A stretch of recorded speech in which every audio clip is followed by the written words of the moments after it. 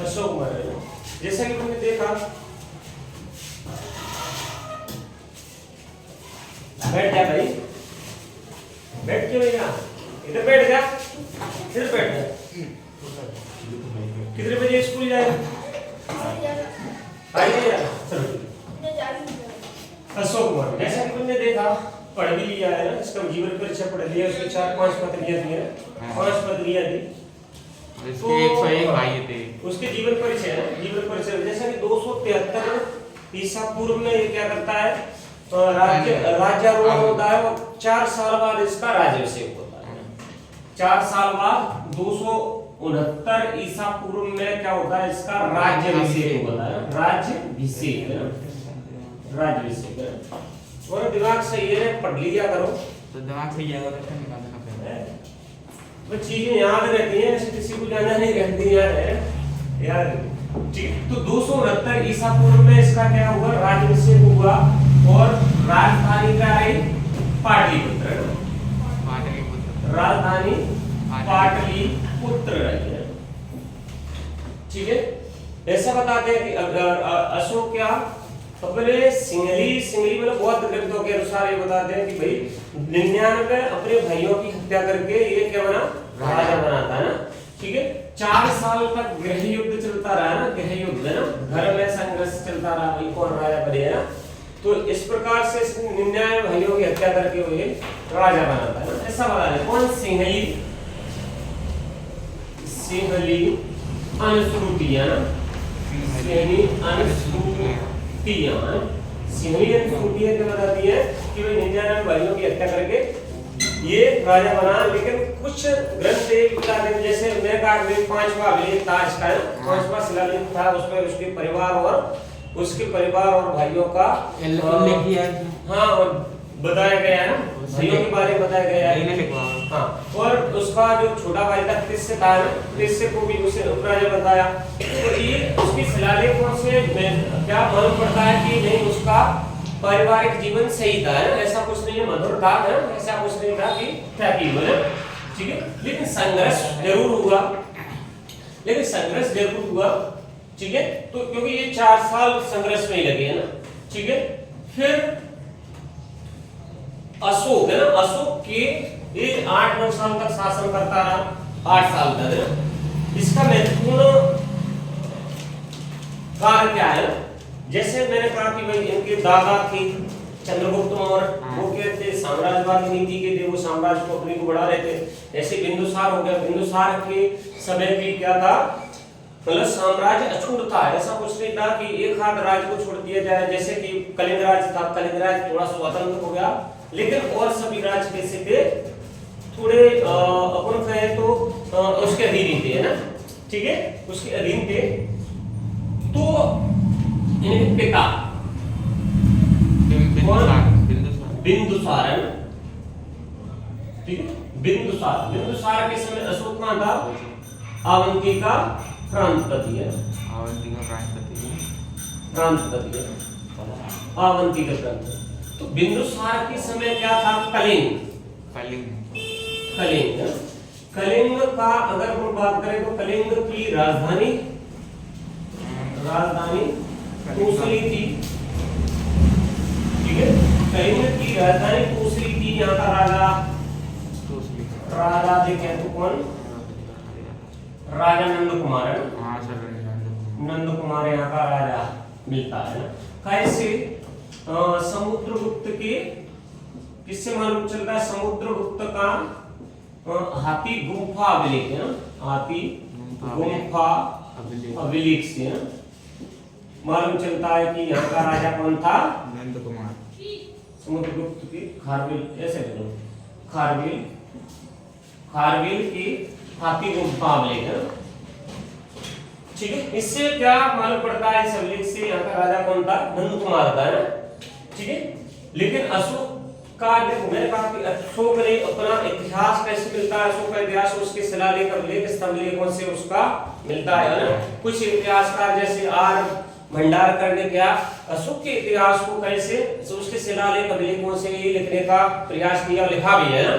तो अशोक के जो अभिलेख थे ना, अभिलेख क्या करते हैं, नंद कुमार मतलब कलिंग के राजा पर मौन रहते हैं ना, मतलब बताते ही नहीं है कि कलिंग का राजा कौन था, लेकिन फिर भी वहां पर क्या करता है, वो युद्ध करता है, चढ़ाई करता है ना।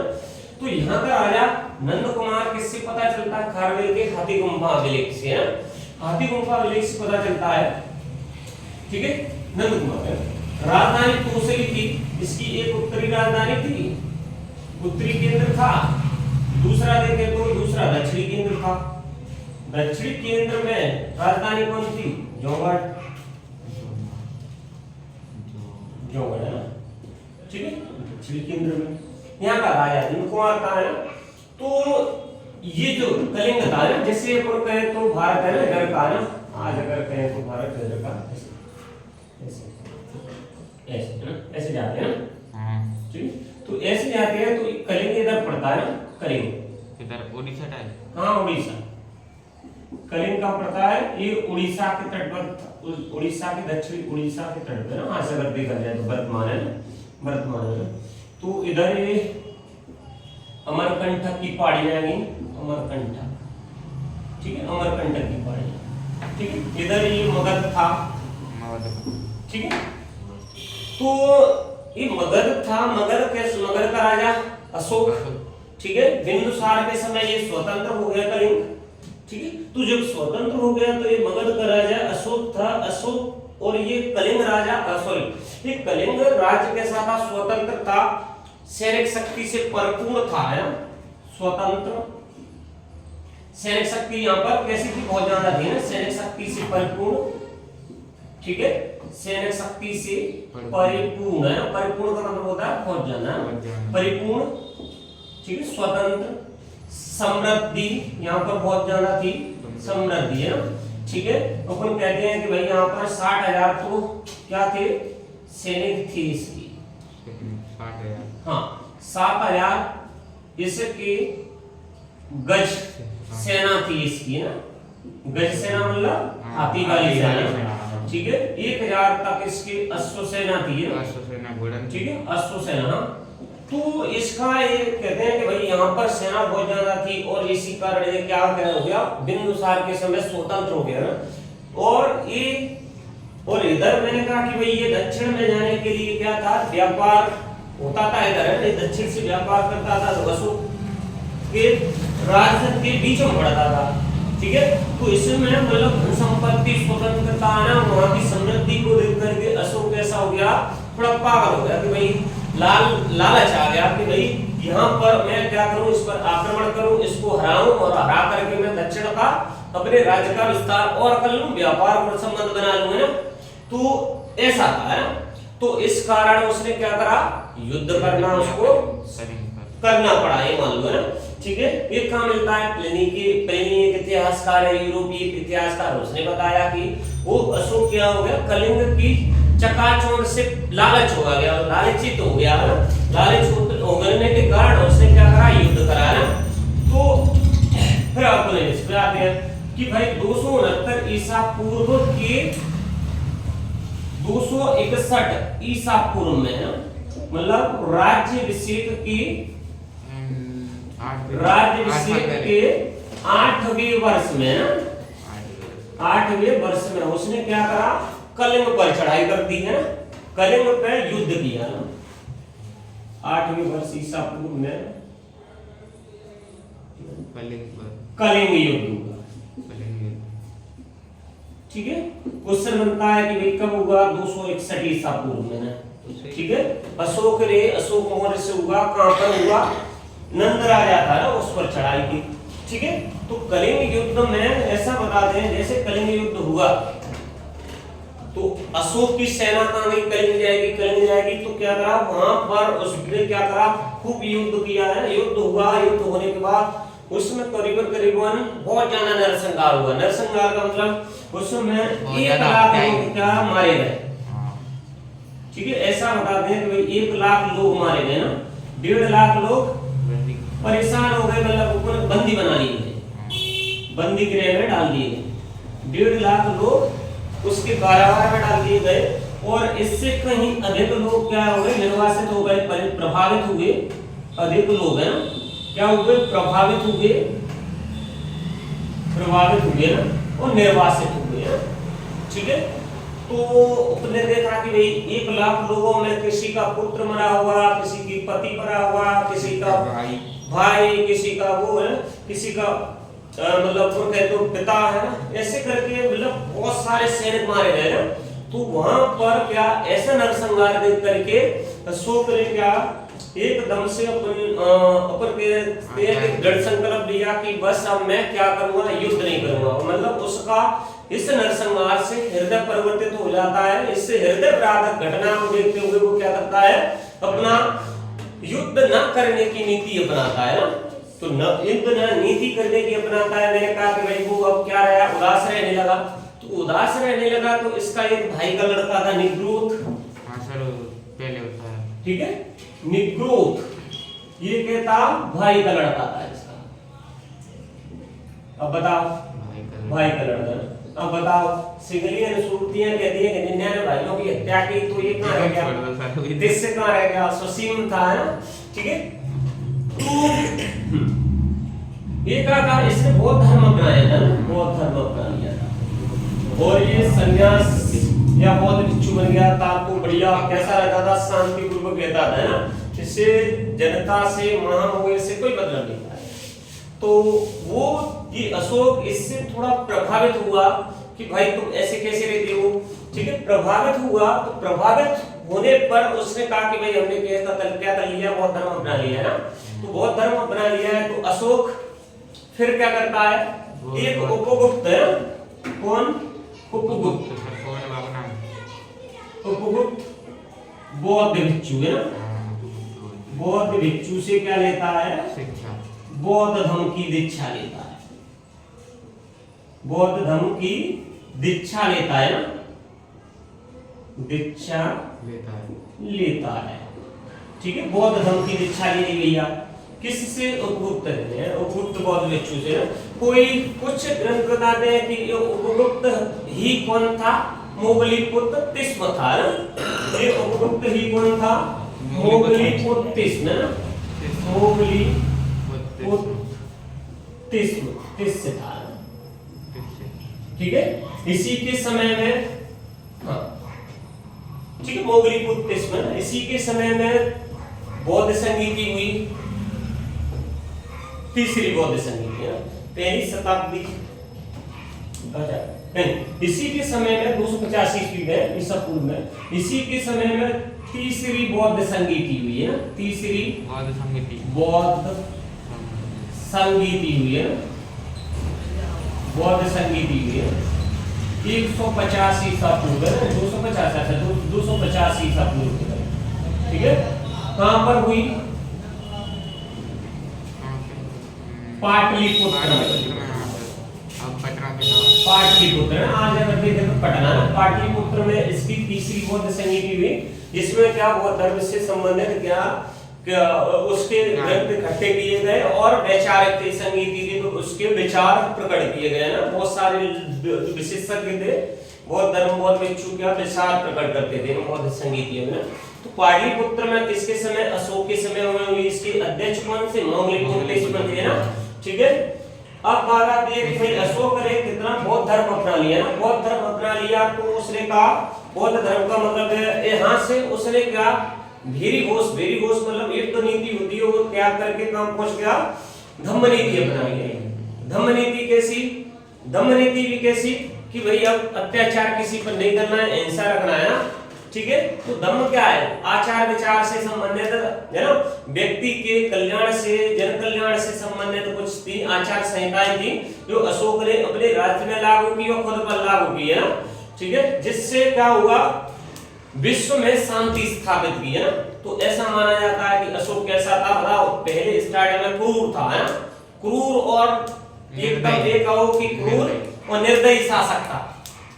कैसे पता चलता है, कैसे कि भाई उससे महिलाएं क्या करती थी, कोई कह देती क्रूर राजा है तो उसको उड़ा देता। इस प्रकार से उसने करीबन 500 महिलाओं की हत्या कर डाली, ठीक है।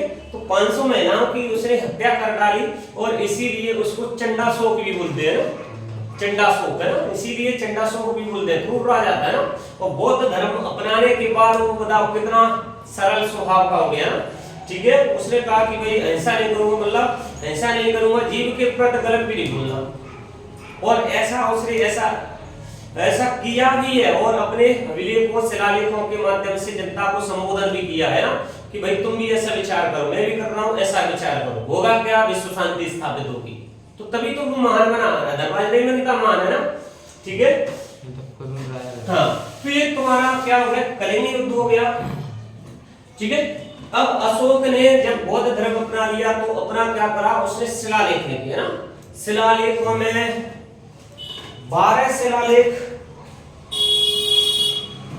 14 शिलालेख उसकी बड़ी हैं, कि मैं बता दूं अभी, ठीक है। जाओ भैया मत देखो ना, फिर 261 शब्द यहाँ पर कलिंग युद्ध हुआ, बहुत नरसंहार हुआ। आज वहाँ शांति स्तूप भी बनी हुआ है ना, आज वहाँ देखा जाए तो शांति स्तूप बना हुआ है यहाँ पर कलिंग में, एक शांति स्तूप बना हुआ है ना, ठीक है, शांति स्तूप, ठीक है। अब बात आती है उसने क्या करा, सभी चीजें ना क्या त्याग दी, हिंसा त्याग दी, ठीक है ना, नरसंहार देख करके उस सब त्याग दिया। तो उसने बौद्ध धम्म की नीति अपनाई ना, भेरी घोष मतलब होता है युद्ध नीति, युद्ध नीति छोड़ करके उसने क्या अपनाया, धम्म नीति अपनाया, युद्ध नीति छोड़ी,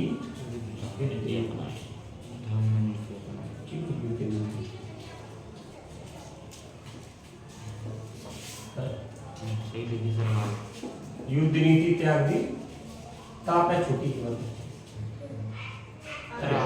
सही लिखी है, युद्ध नीति बड़ी की मानना चाहिए, अच्छा नहीं, युद्ध नीति त्याग कर, युद्ध नीति मतलब भेरी घोष, है ना, भेरी घोष की नीति त्यागी,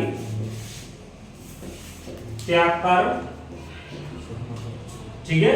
कौन सी, धम्म नीति अपनाई है ना,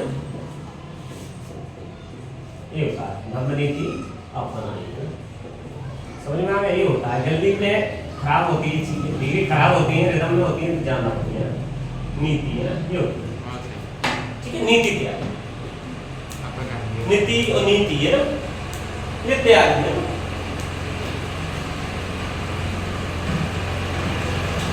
हाँ, अब बात आती है कि भाई इसने इसके बोले तो देख लो, शिलालेख देख लो ना, शिलालेख है ना, हाँ।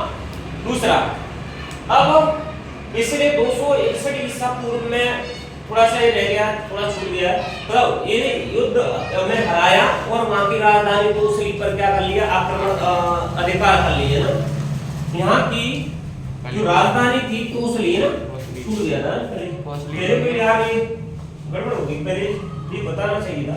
हाँ, यहाँ पर यहाँ की राजधानी थी तोसली, तोसली है ना, तोसली पर क्या करा, अधिकार कर लिया, ठीक है। अधिकार करने के बाद वहां का जो राजकुमार था ना, नंद राजा के परिवार से ना, नंद राजा के परिवार से है ना, एक उपराजा नियुक्त किया वहां पर, है ना, उपराजा नियुक्त किया ना,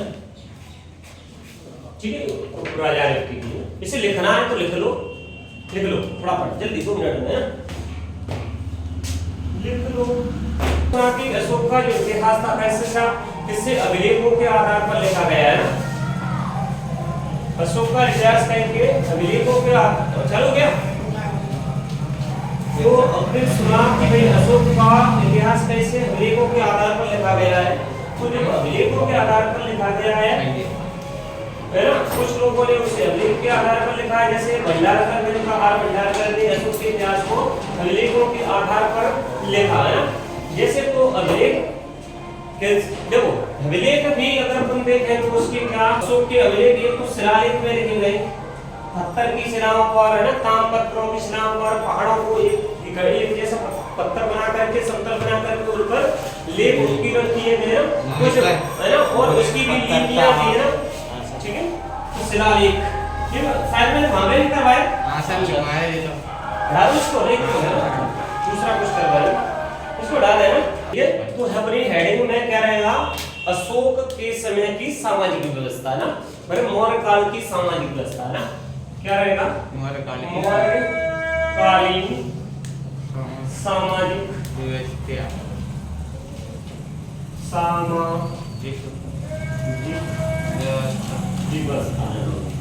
मतलब उस समय समाज क्या था ना। तो मौर्यकालीन सामाजिक व्यवस्था में अगर तुम देखा जाए तो समाज कैसा था ना, समाज अपन कहें तो जैसे संयुक्त परिवार था, संयुक्त मतलब सब लोग कैसे इकट्ठे रहते थे, दादा दादी, ठीक है, उसके बेटे, फिर उसके बेटे, ये 2-3 पीढ़ी के जो लोग थे संयुक्त परिवार में रहते थे ना। संयुक्त परिवार व्यवस्था कैसी थी, संयुक्त परिवार व्यवस्था थी ना, संयुक्त परिवार व्यवस्था, संयुक्त परिवार रहता था।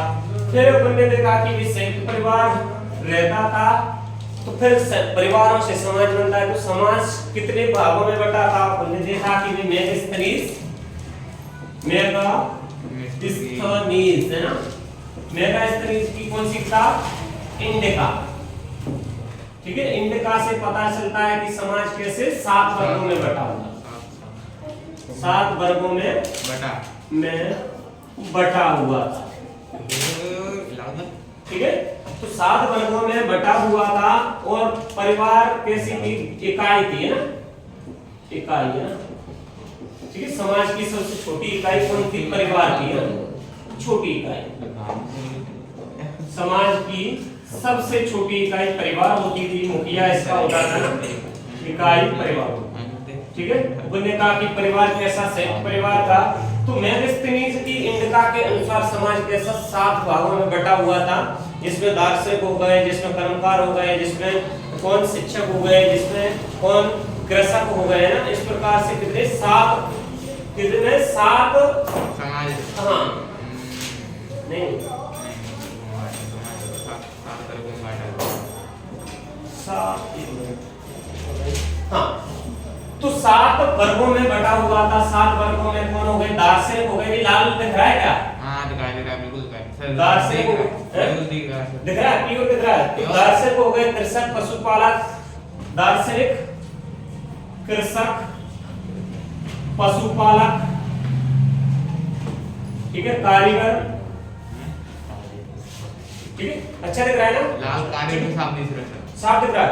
तो दार्शनिक कृषक पशुपालक कारीगर है ना, ठीक है। फिर अपन आगे दे देते हैं कि भाई योद्धा निरीक्षक, कृषक तो किसान, कृषक किसान, पशुपालक जो पशुपाल लेते, ठीक है। दार्शनिक माने विचारक जो पढ़े लिखे थे, विचार अपने प्रकट करते थे, वो दार्शनिक हो गए ना, ठीक है।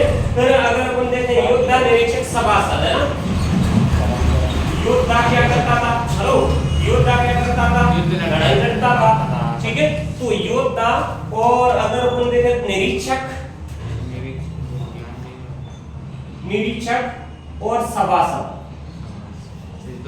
ठीक है। तो समाज कैसा 7 वर्गों में बटा हुआ था ना। लेकिन अगर अपन देखें तो अब भी समाज का मुख्य आधार वर्ण व्यवस्था थी ना, वर्ण व्यवस्था कैसी, जन्म आधारित वर्ण व्यवस्था थी ना। अब भी समाज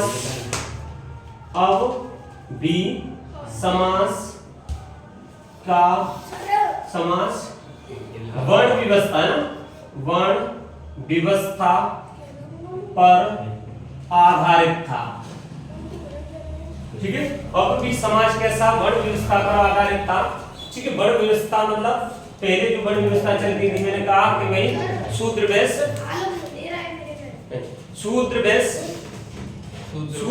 क्षत्रिय ब्राह्मण, इस प्रकार से पहले क्या सामाजिक व्यवस्था चलती थी। अपनी वर्ण व्यवस्था के आधार पर थी, ठीक है। समाज कैसा था, अभी वर्ण व्यवस्था के आधार पर था। अभी भी शूद्र होते थे, अभी वैश्य, अभी भी क्षत्रिय, पुरोहित ब्राह्मण होते थे ना, ठीक है। समाज में, ठीक है, समझ में आ गया। 7 भागों में बटा हुआ था, 7 वर्गों में बटा हुआ, कहेंगे इंडिका के अनुसार संयुक्त परिवार होते थे, परिवार समाज की इकाई होते थे, है ना। अभी भी समाज ऐसा माना जाता है वर्ण व्यवस्था के आधार पर था, ठीक है। फिर अपन कहें तो समाज में सबसे महिला का क्या अधिकार था, समाज में अगर देखा जाए तो महिला का क्या अधिकार था, महिला है ना, मतलब स्त्री है,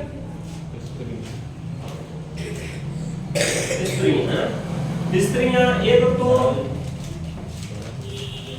हेलो विधवा हो जाती थी तो पुनर्विवाह हो जाता था। अब नहीं ऐसा कर समाज में स्त्रियों का आदर होता था ना, आदर होता है, आदर और सम्मान होता था ना, आदर। हेलो ठीक है, हट जा, उधर बैठ जा, हट जा यहाँ से, या बैठ जा। ठीक है, सुनना नहीं है तो लो और डेस्क का फोन खींच के तुम्हारे फोन दे। समाज में स्त्रियों का आदर सम्मान होता था। ठीक है, स्त्रियां मतलब ऊपर कहे तो स्त्रियां सभी कार्यों में भाग लेती थी। ठीक है, स्त्री जब क्या विधवा हो जाती थी तो उसका पुनर्विवाह होता था, विधवा हो जाती थी तो पुनर्विवाह होता था, पुनर्विवाह, पुनर्विवाह होता था। ठीक है, पुनर्विवाह होता था। नियोग प्रथा इसमें प्रचलित थी, नियोग प्रथा ना। ठीक है, जब विधवा का पुनर्विवाह हो जाता था तो वर पक्ष को जितना भी संपत्ति देती थी तो वर पक्ष क्या करता, उसको लौटा था और लौटा करके वो विधवा क्या करती थी, पुनर्विवाह कर देती थी तो वहां पे रख सकती थी, अपनी संपत्ति को दे सकती थी। नियोग प्रथा मतलब? ठीक है, नियोग प्रथा मैंने बताया कि भाई जब किसी का क्या बड़ा भाई खत्म हो जाता है तो उसकी पत्नी क्या करेगी, छोटे भाई से शादी कर लेती थी, तो नियोग प्रथा थी। नियोग प्रथा मतलब प्रचलित थी, है ना। विधवाओं का पुनर्विवाह होता था। ठीक है, पुनर्विवाह होता था। परपक्ष को अभी भी क्या देते हैं, महिलाएं क्या देती है, दहेज दिया जाता है, संपत्ति दी जाती है, वो लौटा दी जाती थी वैसे उस समय, है ना। तो महिलाओं को ये अधिकार था, महिलाओं को स्वयंवर का अधिकार था। कुछ ये बताते हैं, स्वयंवर भी होते थे, स्वयं का अधिकार। हाँ, स्वयंवर भी होते थे ना। तो महिलाएं क्या स्वयंवर को क्या कर देती थी, हाँ, वर स्वयं विवाह कर लेती थी ना। स्वयंवर क्या कर रहा है यार, स्वयंवर कर लेती। ठीक है, फिर अपन कहें कि और महिला क्या करती थी, इसमें रूप जीवा महिला होती थी, रूप जीवा। ये क्या करती थी, वेश्या का काम करती थी। ठीक है, वेश्या का काम करती थी, रूप जीवा महिला। ये गणिका होती थी ना, गणिका, ये वेश्या का काम करती थी ना, वेश्यावृत्ति में होती थी ना। ठीक है, फिर अगर अपन देखें तो हाँ, सती प्रथा थी, बोले नहीं थी, सती प्रथा नहीं थी इस समय ना। देखो सती प्रथा नहीं थी, सती प्रथा, ठीक है, सती प्रथा नहीं थी। बाल विवाह होता था, बोले नहीं होता था, बाल विवाह नहीं होता था ना। अशोक के समय भी कैसा था, विवाह स्त्री मतलब महिला ना, लड़की बालिका बालिका होती है, तो बालिका का विवाह कितने 12 वर्ष की उम्र में होता था और बालक का विवाह 16 वर्ष की उम्र में। ठीक है, कितने वर्ष की, 16 वर्ष की उम्र में। इस प्रकार हम कह सकते हैं बाल विवाह उस समय भी नहीं था ना, मतलब सही था ना। अब तो बाल विवाह बीच में चलने लगे थे। ठीक, बाल विवाह नहीं होता था। फिर अगर अपन कहें बाल विवाह है, सती प्रथा हो गया, जालन सब होते ना, 12 घंटे के दास प्रथा चलती थी, बोले दास प्रथा कहीं कहीं पर। देखो दास प्रथा ना, दास प्रथा यहाँ नहीं चलती थी, लेकिन कहीं कहीं उस समय के शासन काल में कहीं कहीं जगह दास प्रथा चलती थी ना। जैसे मैं कहूँ, अगर उन चाणक्य ने क्या लिखा, कौटिल्य ने क्या लिखा, अर्थशास्त्र लिखा, तो अर्थशास्त्र में 9 प्रकार के दासों का उल्लेख किया गया है ना। ठीक है, चाणक्य या कौटिल्य ना, यही बात है। कौटिल्य ने अर्थशास्त्र में, कहीं में अर्थशास्त्र में ना 9 प्रकार के ना, 9 प्रकार के दासों का उल्लेख किया, दासों का उल्लेख किया। लेकिन मौर्य समय, मौर्य काल में, मौर्य शासन काल में वहां पर दास प्रथा का उल्लेख नहीं है। लेकिन फिर भी ये क्या, उसके समय में अन्य राज्यों में क्या चलता था, दास प्रथा चलती थी ना। तो इसका किसने, कौटिल्य ने भी अपने अर्थशास्त्र जो क्या किया, उसने ग्रंथ लिखा है जो कैसे राजनीति संबंधित है, उसमें 9 प्रकार के दासों का उल्लेख किया है ना। ठीक है, तो तुम्हारे में क्वेश्चन ये आ जाएगा भाई, समाज कितने वर्गों में बटा हुआ था, 7 वर्गों में। कई के अनुसार मेरिस्टनीज की इंडिका किसने लिखी, मेरिस्टनीज ने लिखी। ठीक है, अर्थशास्त्र किसने लिखा, कौटिल्य ने ना। कौटिल्य उस समय कौन था, महामंत्री था ना। सर ये भी पूछे कौन से सन में लिखा था ये, सर मैं नहीं पूछेंगे ना, तुम्हारा छोटा थोड़ा एग्जाम होगा, बड़ा नहीं होगा, तो ये डायरेक्ट चीजें पूछते हैं ना, इतना बड़ा नहीं है, ठीक है, तो डायरेक्ट इसको पूछ लेंगे ना। और ये तो मैं तुम्हें क्या आगे के लिए तैयार कर रहा हूँ, आगे के लिए ना, आगे कभी कभी पढ़ेंगे तो ये चीजें क्या थोड़ी थोड़ी कोई पढ़ाएगा भी तो ध्यान में आ जाएंगे ना, ठीक है। लेकिन कुछ चीजें हैं जिनको तुम क्या समझ सकते हैं ना, ये नहीं आएगा कि मैंने बता ही दिया, सही परिवार मैंने बता दिया, ये मैंने बता दिया, ठीक है।